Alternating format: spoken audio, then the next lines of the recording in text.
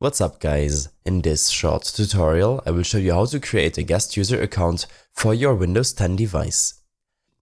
This should be quite an easy tutorial, but if you still have any questions then leave a comment and let me know. Search for user to open up the add, edit or remove user system settings. On this window select add someone else to this PC. Here you can either enter the email address or phone number of the person you want to add, or select that you don't have the person's sign-in information.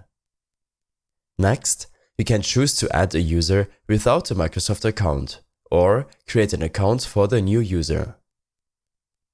Lastly, you will be required to enter a username and password for the guest user account.